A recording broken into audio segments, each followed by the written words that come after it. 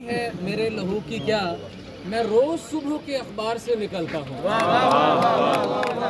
کیونکہ ہم سب اخبار اور ٹی وی سے وابستہ لوگ ہیں۔ تو آج پھر ہم 28 سال تو مجھے ہو گئے ہیں، طارق چوئی صاحب کو ہم سے بھی 4 سال پہلے کے ہیں، اور 30 سال 32 سال کے تجربہ کار، 35 سال کے تجربہ کار بھی ہیں، کچھ نئے لوگ بھی ہوں گے جن کو 2 4 سال۔ آج ہم یہاں حاضر ہوئے ہیں اپنے ان دوستوں کو بتانے کے لیے کہ جن کا خیال یہ ہے کہ ان 6 بندوں کے سوا شہر میں کوئی صحافی نہیں ہے۔ حاضر ہوئے ہیں بھائی جان، ہم صحافی ہیں، اور ہم نے عدالت کو بھی بتایا جی ہم صحافی ہیں، ہمارا اوڑھنا بچھونا یہی صحافت ہے، اخبار میں خبریں بناتے ہیں، کالم لکھتے ہیں، پروگرامز کرتے ہیں، ایڈیٹنگ کرتے ہیں، رپورٹنگ کرتے ہیں، ہمارا اپنا یہی پیشہ ہے۔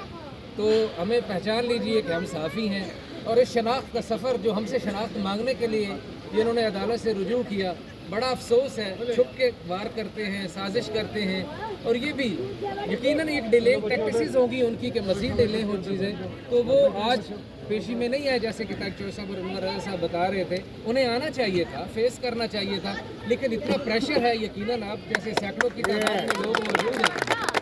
یہاں،